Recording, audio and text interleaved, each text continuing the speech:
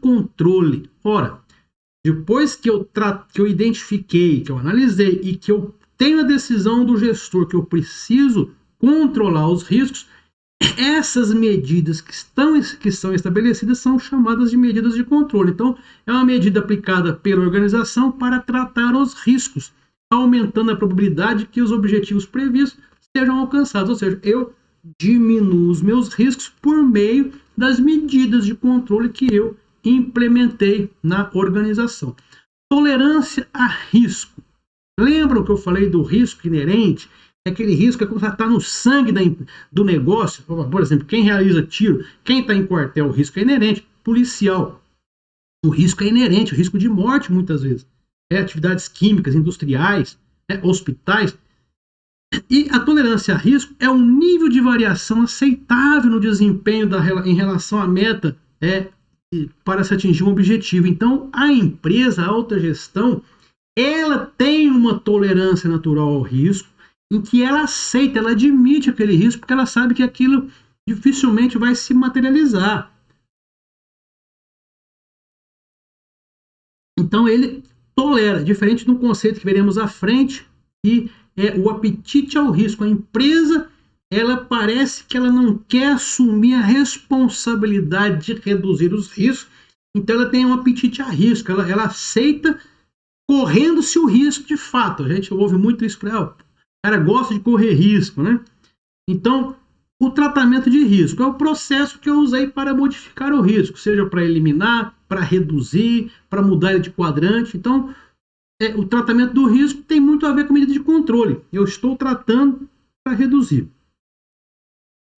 O apetite ao risco, eu comentei anteriormente, é o nível de risco que a organização está disposta a aceitar. Ela sabe que tem, né, nem a tolerância. O risco ele é menor, é só monitorar. O apetite, às vezes, o risco ele é crítico, mas ainda assim a empresa corre aquele risco. Né? A gente ouve muito essa expressão. Isso aí, quando eu uso essa frase, a empresa corre determinado risco, então eu estou mencionando a questão do apetite a risco. Observe agora comigo, nessa imagem, essa figurinha.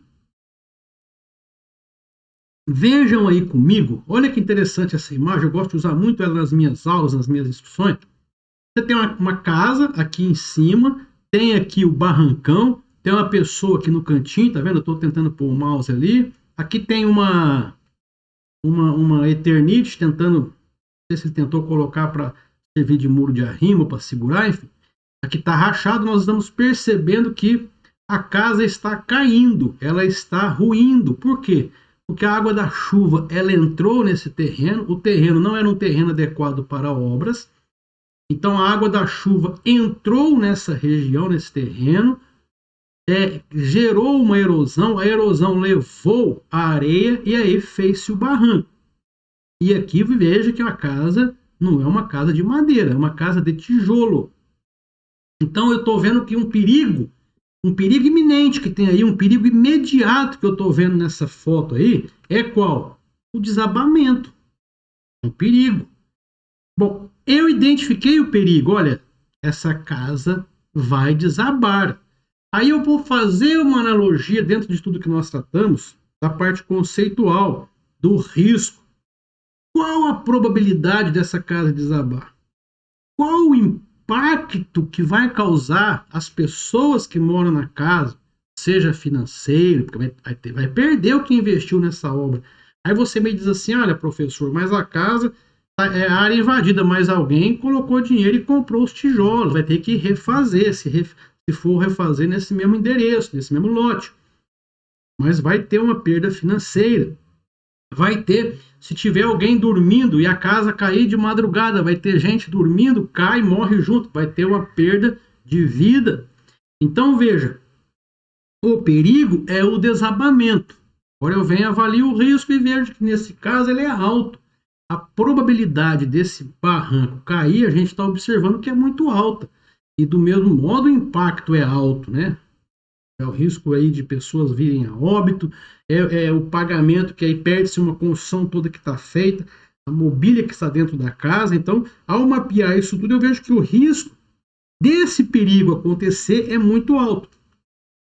Um outro conceito que se usa muito na doutrina dos riscos é a incerteza, porque a incerteza, ela me coloca uma distância para que eu enxergue o risco.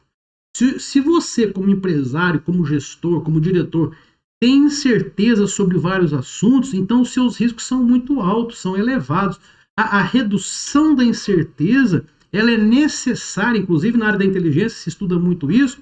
Eu preciso reduzir as incertezas, que é o seguinte, eu preciso clarear a minha visão sobre determinados assuntos, sobre os quais eu preciso decidir, porque se eu reduzo a incerteza, mesmo que o risco seja alto, eu identifico os pontos de falha, eu identifico os pontos onde eu preciso alterar. Então, nesse caso aqui, a incerteza em relação ao desabamento, ela é muito reduzida. Na verdade, você que, sem fazer essa análise técnica do local, você enxerga que a certeza de desabamento é muito alta.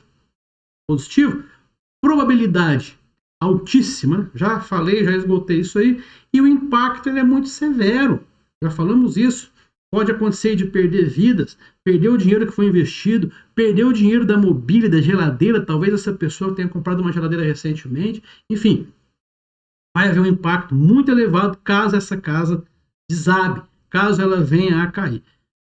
Tudo bem até aí? Essa figura eu sempre uso porque ela clareia muito essa questão conceitual de perigo, risco, incerteza. O José, ele descumpre recorrentemente as normas lá de colocar luvas, de trabalhar com equipamentos de proteção individual. Então, o José, ele está recorrentemente gerando riscos na área, na planta, lá na linha de produção. O chefe do José faz uma informação para o diretor de recursos humanos, o José tem que ser sancionado com base na legislação, porque se o José não for sancionado, ele continuará cometendo deslizes e a empresa pode ser sancionada futuramente, ou pelo Ministério do Trabalho, ou por fiscais do trabalho, ou pelo Ministério Público do Trabalho, ou mesmo perder uma ação judicial porque deixou de tomar as medidas cabíveis de sanção, porque ele sabia que o José estava sendo imprudente. Então, veja, compliance, conformidade não é só ter alguém que fiscalize o controle e o cumprimento das normas, a conformidade das pessoas aos estamentos internos da empresa, mas também é o caráter da repreensão e da correção daqueles comportamentos. Então, aqui tem uma figurinha onde eu insiro a governança, embaixo dela a gestão de riscos e, ao mesmo tempo, a compliance ou a integridade. E a figura que eu coloco para que nós encerremos a nossa aula número 1 é esse aperto de mão, né? Esses três têm que estar sempre juntos, apertando as mãos, se cumprimentando, conversando. Por quê? Porque não se admite mais furo nessas áreas. O mundo moderno hoje ele cobra isso dos empresários, ele cobra isso das instituições públicas ou privadas, e nós temos que estimular que isso tudo